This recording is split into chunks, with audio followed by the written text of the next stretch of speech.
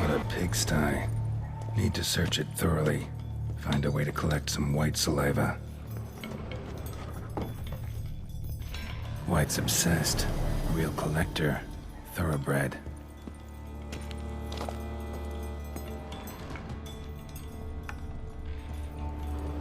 Spoon's incredible. The craftsmanship must have graced a rich man's table.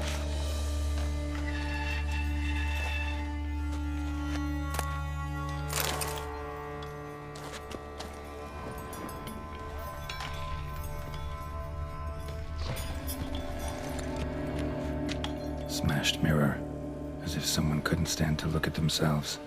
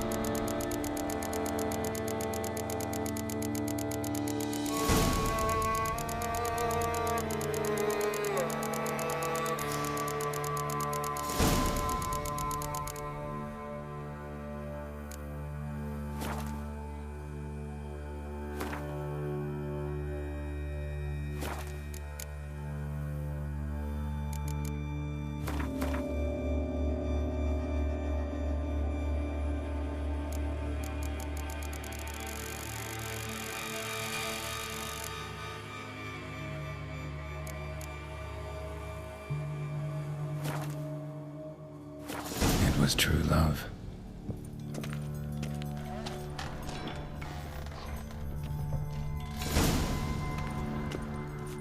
No spoon you have shall say to you. Whatever lives here treated that literally. Still searching for the right spoon. Spoon, pretty ordinary. Maybe a little old.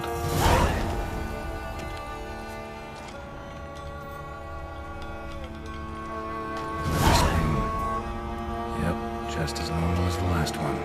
None shall sit and dine with you at your table. No spoon you have shall say to you. Never again shall you wish to spy your reflection in the mirror.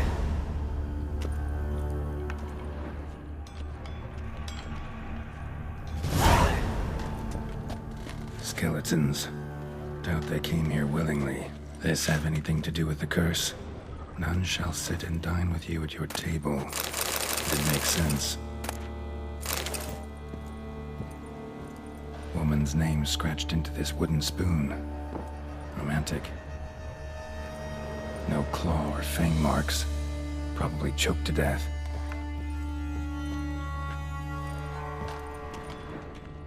None shall sit and dine with you at your table. No spoon you have shall say to you. Never again shall you wish to spy your reflection in the mirror. White's obsessed. A real collector. Thoroughbred.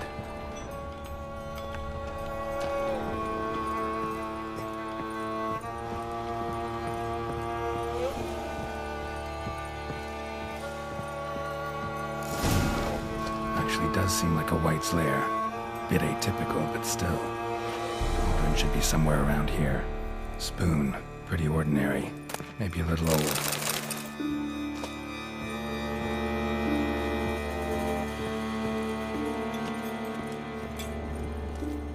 Cauldron I was looking for. White's not particularly tidy. Table's set. White who lives here is getting ready for some sort of feast. White that lives here, definitely afflicted by a curse, and it's been trying desperately to lift it. Cauldron's empty, unfortunately. We just need some brew. Afraid he won't get that. No choice but to hide and wait for the saliva glands and their bearer. Need a spot that'll let me observe the cauldron. Another spoon. Yep, just as normal as the last one. White's obsessed. Real collector. Thoroughbred.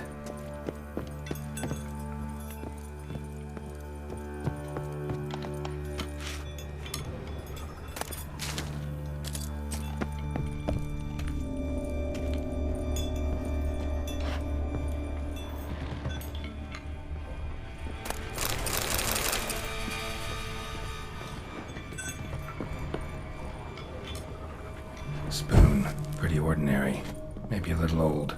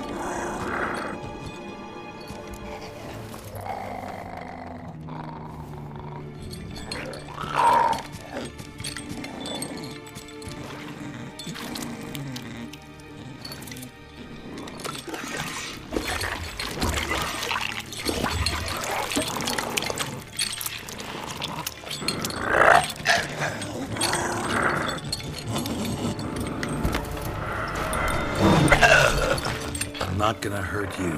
Wanna help? I've seen the words of the curse on the walls. Think I know how to lift it.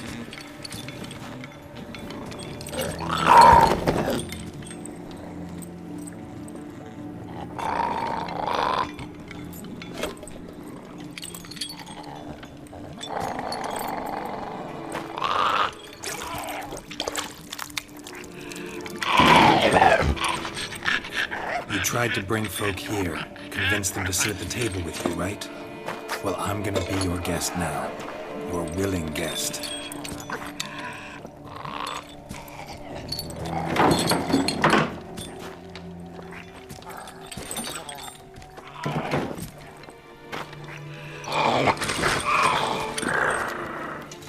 Just need a bit for Regis. And now we'll tend to you.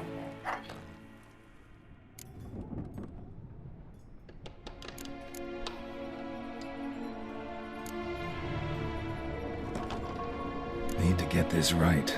Words of the curse were, none shall sit and dine with you at your table. No spoon you have shall sate you. Never again shall you wish to spy your reflection in the mirror.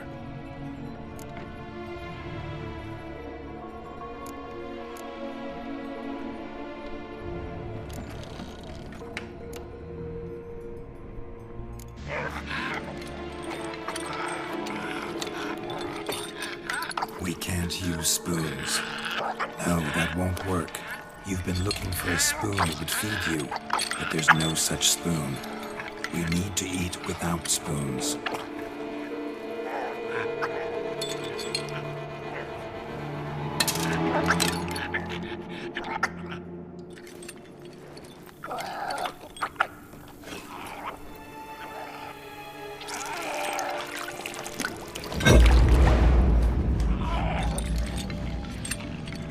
Open your eyes. You need to see your likeness.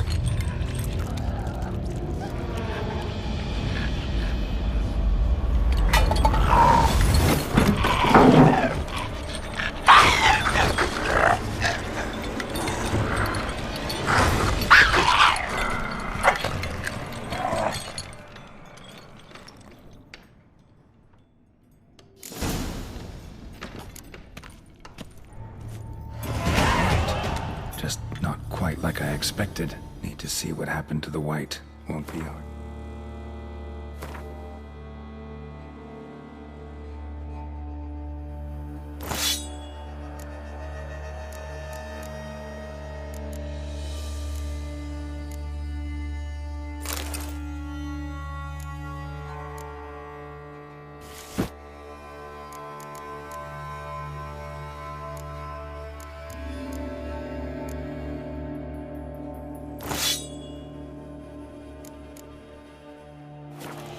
Given its stench.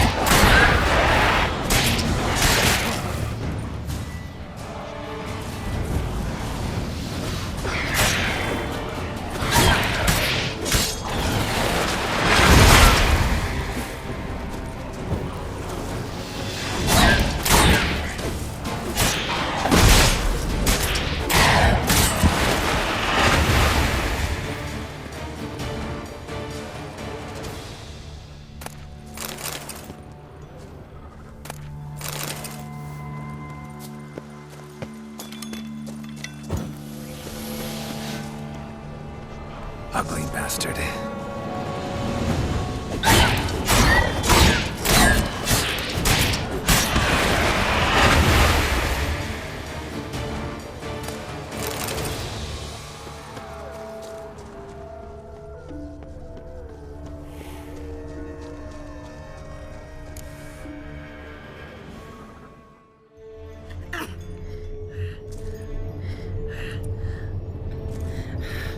Easy. Not gonna hurt you.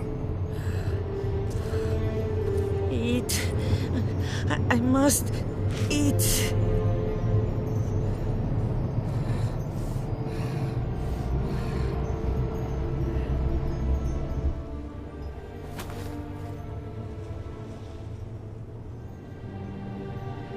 I'll take you someplace safe.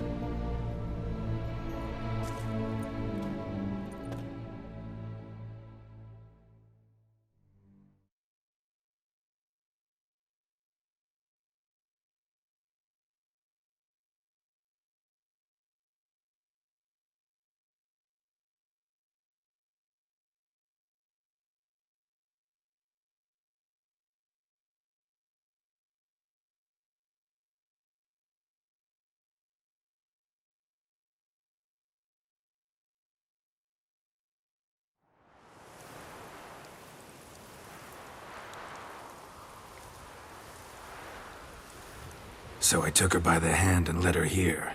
Seemed the only sensible place for her. You did the right thing, sir. She should recover quickly here. I'm deeply pleased, finally, to make your acquaintance, sir, though I do regret the specific circumstances. In all the commotion, I fear I neglected to introduce myself. I'm Barnabas Basilfolti, and by order of the Duchess, I am to serve as your major domo at Corvo Bianco. Nice to meet you, Barnabas Basil. Love to talk more, but got urgent matters to attend to. While I'm gone, please make sure she gets everything she needs. Don't worry, sir. I shall see to everything. She is safe here and in good hands. She'll soon be back on her feet. Might actually take a while. She hadn't eaten anything in over 100 years when I found her. Horrid. Whatever brought this about?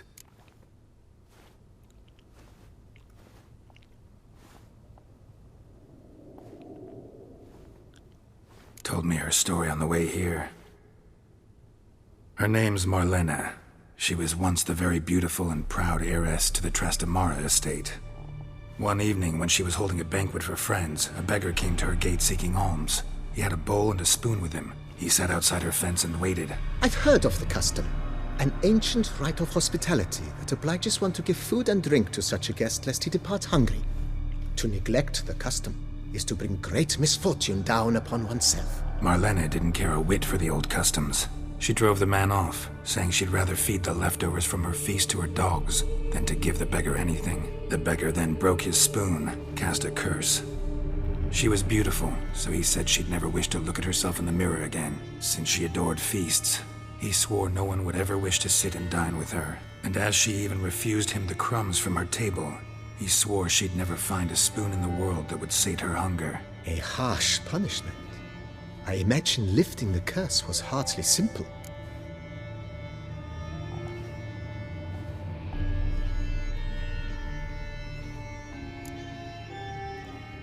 It's all over. That's what matters. Let's now focus on taking care of Marlena. Naturally. I shall see to it.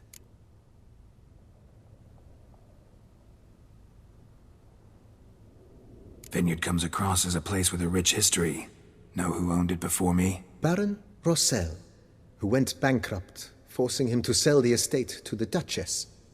The Baron, in turn, had purchased it from Monsieur Bolius of the Headsman, a truly colorful man of Kedweni origin. He was actually a headsman? No, not him, but his great-great-great-great-grandfather. Indeed. Apparently, he was a common cutpurse who somehow secured for himself the post of ducal headsman in Beauclair. Went about his work with an exceptional penchant. They say he chopped off more heads than there are grapevines in the ducal vineyards. He never hesitated, not once. Never sliced unevenly, never botched a job. For his exemplary service, the Duke granted him a title and this estate. Monsieur Bolius, on the other hand, was an engineer in his younger years. Once retired, he settled here and took to producing wine. Sadly, misfortune struck and he lost his sense first of smell, then of taste. Additionally, he could not drink alcohol. His medic forbade it. Shame that. He gave up making wine? Not at all. He made even more of it. Began throwing wild balls to which he'd invite friends from far and wide in order to treat them to his wine and delight in the fact that at least someone could enjoy it. It's the sort of man he was, Monsieur Bolius. Mind giving me a little tour to Corvo, Bianco? Not in the least. Follow me, please. I think it would be practical to begin on the hill.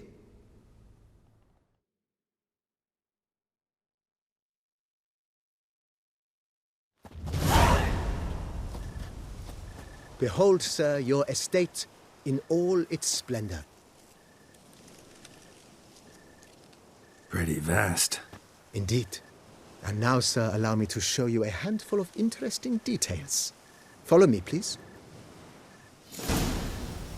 Been a major domo all your life? Yes, I come from a long line of major domos. My father was a major domo, as was my grandfather before him, as was my great-aunt. In fact, she was the one to start the tradition. Great-aunt? A hard woman. It is said that already as a child, she knew where she was going and went there. When she arrived in Beauclair, she signed on as a chambermaid at one of the vineyards, then slowly worked her way up to major domo. She dragged the rest of the family up the same path.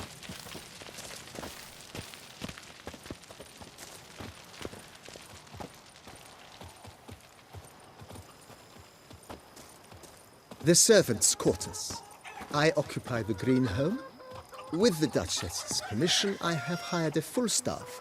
Their salaries to be paid from the ducal treasury. Nice of her. Not the most sightly part of the estate, I admit. But I think it worthwhile for you as master of the domain to know where the help stays.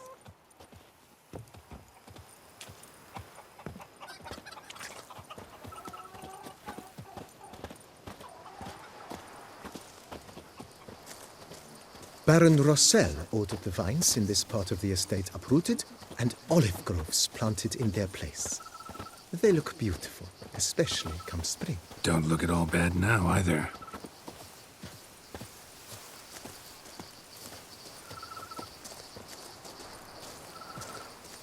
Down below lies your vineyard, where we grow a strain of Carfanere, one of the world's oldest. Aged in oak barrels, it provides for an exquisite wine with distinct blackberry, wild cherry, plum, and cinnamon notes. Marvelous. Have to try it one of these days.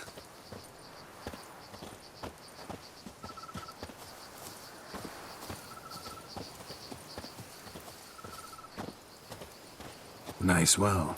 Picturesque. Yes, though it ran dry long ago. During the raucous feasts Master Bolius held, he would order it filled with wine. There's a tale about a guest attending a Bolius school for the first time and thus unaware of the custom.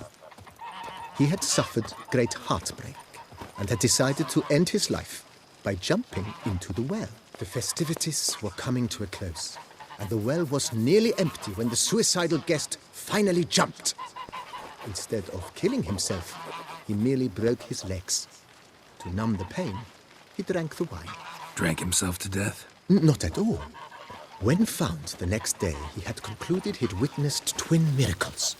The water had been changed into wine, and he had survived. He retired to a monastery in the Dragon Mountains and began preaching the wisdoms of Lebioda.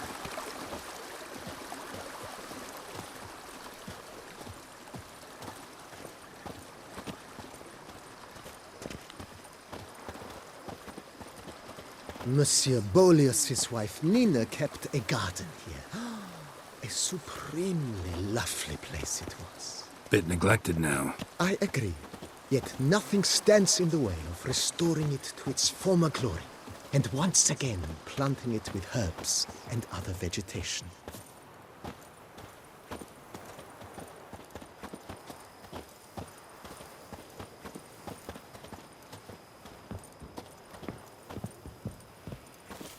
Follow me, please. Madame Nina planted diminutive, delicate flowers and herbs here. One might say their aroma still hangs in the air. You're quite the romantic, Barnabas Basil.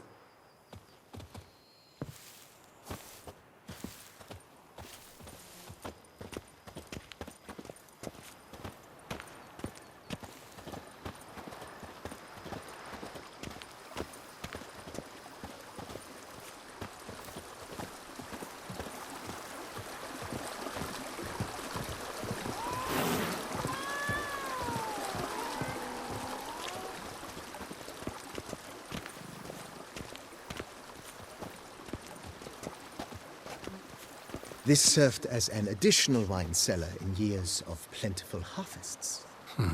Bit of work and it'll make a fine stable for Roach.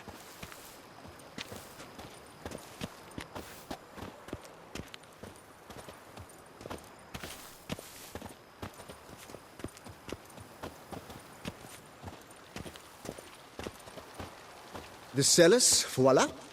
During Monsieur Bolis's time, wine was kept here, but Baron Rossel used it to store olive oil as well. I took the liberty of cleaning up the mess, which... I made while fighting the Bruxa. Thanks, Barnabas Basil. Appreciate it.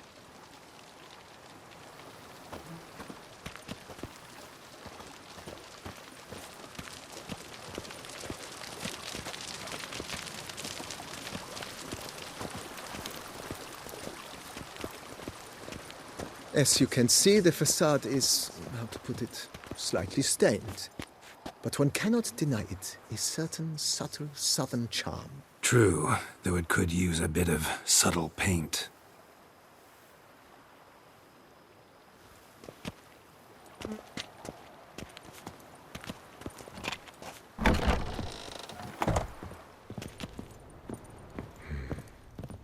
And welcome inside. On the left is the master bedroom.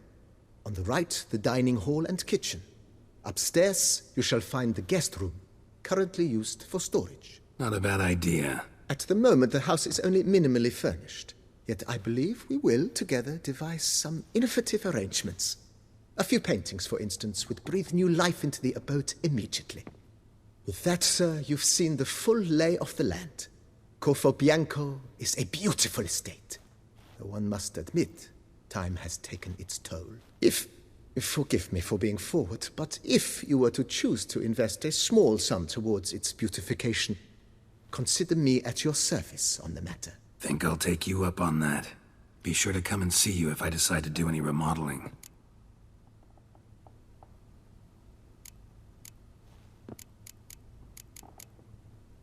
Mentioned the place could stand to be spruced up. Oh, most decidedly, sir.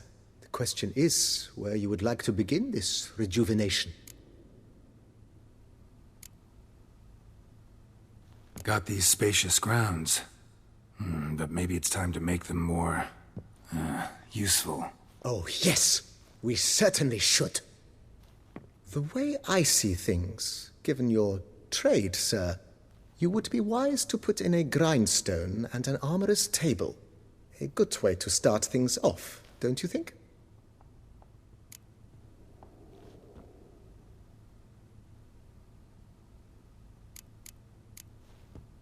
In my trade, my blades get dull pretty quick.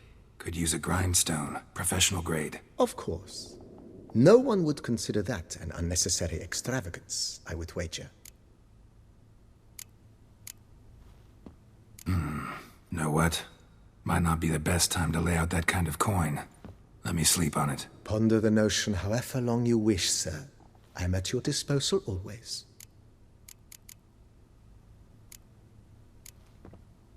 Let's put a pin in this for now. Remembered I have some urgent business to tend to. Not the slightest problem, sir. I am here to serve whenever you desire.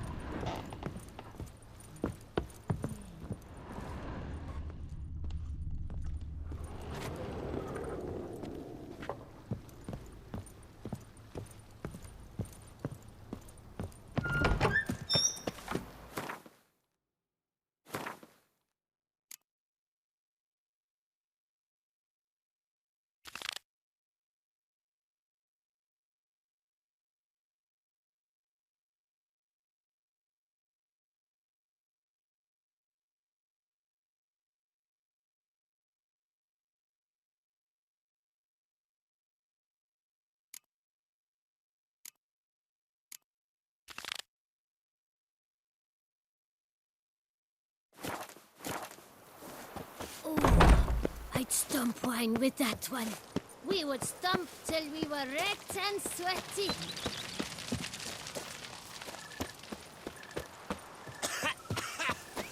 You've spread some nastiness to me. Oh, and what do you get for all that work? A bushel A of crook grapes in your is back, more a one burden foot than on that me. steel of yours.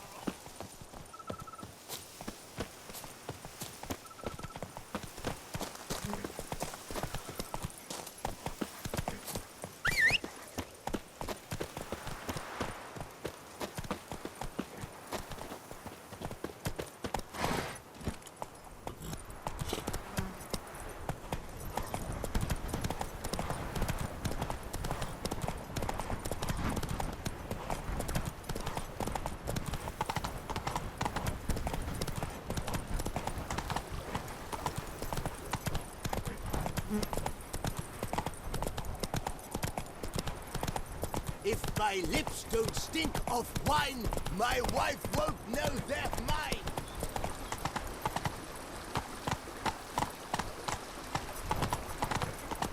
Did chasing down witches make you go grey? The witches zip through the streets while everyone sleeps.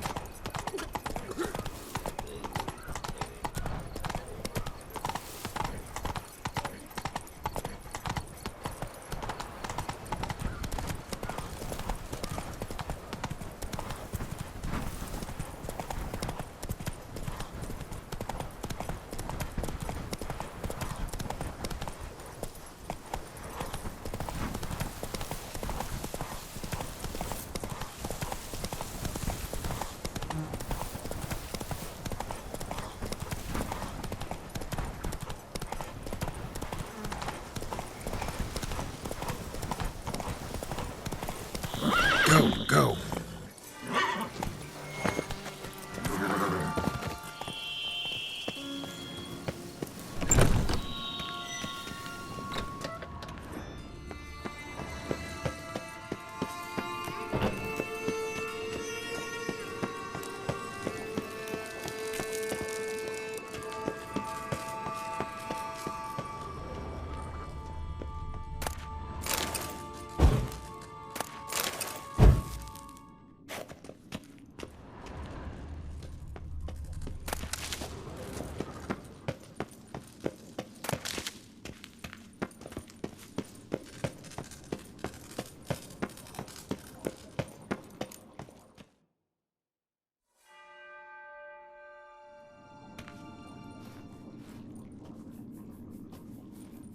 Think your friend's hand will make for a nice broth? You've clearly honed your sense of humor.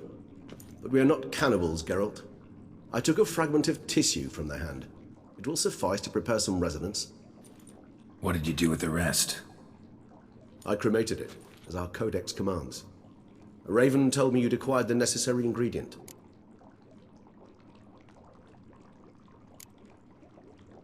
Pretty helpful creatures.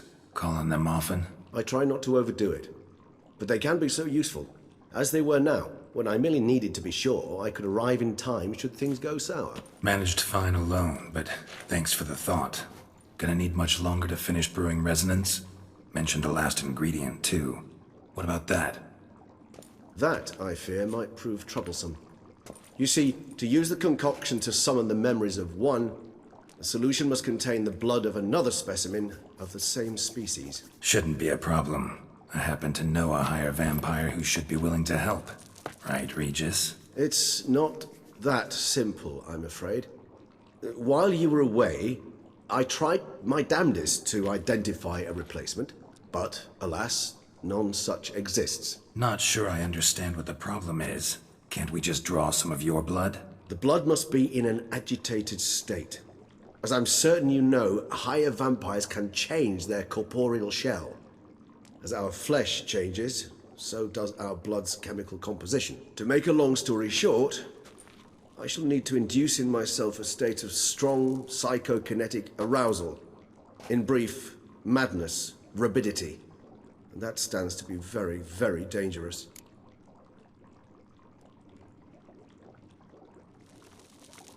All right, so what do you want to do? We shall visit Tesham Mutna, an ancient vampire estate. There we will find cages suspended in the air. I will enter one, be confined. You will lure beasts there. Beasts you will then kill. The bloodletting should prove profuse.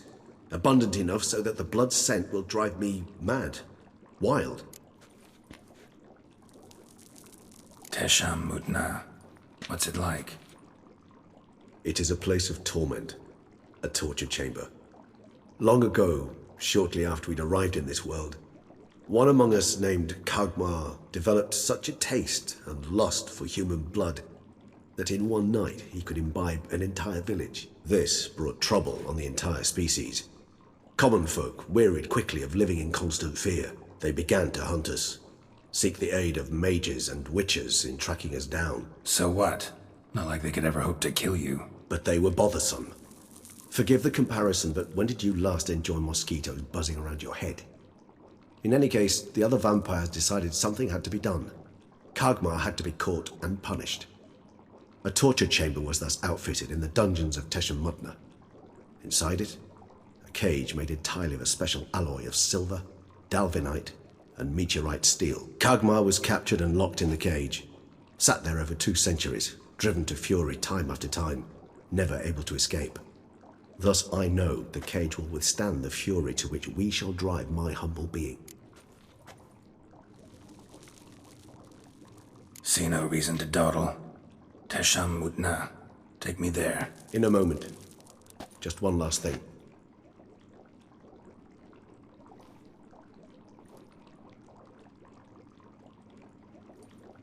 What was that? Blood. Oh, the last favor the Raven did me. I've also taken some sancurium, a solution that sharpens one's sense of smell. One drop of blood shall smell like a gallon to me now. You crazy? You're a recovering addict. Your outrage warms my heart, Geralt. But you must remain calm. I have no choice.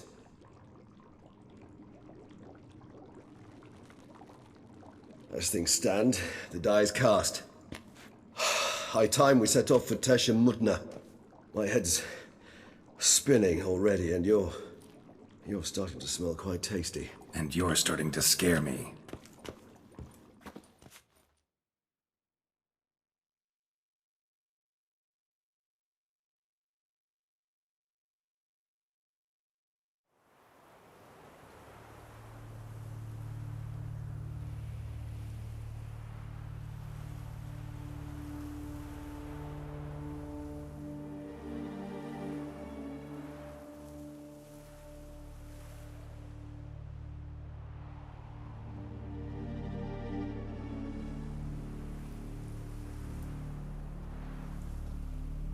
We have arrived. The sacrificial chamber of torture and torment lies underground.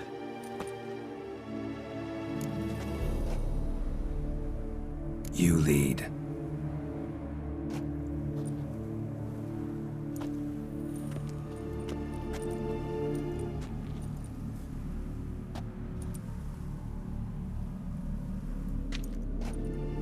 Scurvers must be getting close to their feeding ground. Correct.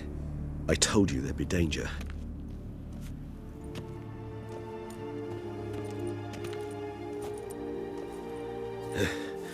Beyond this wall lies... An ancient vampire dungeon. Seen a lot of things in my time. Nothing quite like this, though. I feel honored. A man with such a wealth of experience, yet I'm about to show him something new. Now, to open it.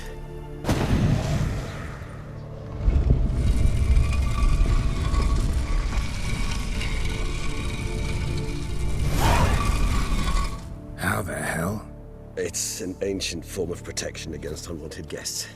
The mechanism which releases the latch reacts only to a higher vampire's blood. Tricky mechanisms, a vampire hideout. Fortified, secured. Must have been important to your species once. Toussaint. It shall always be so.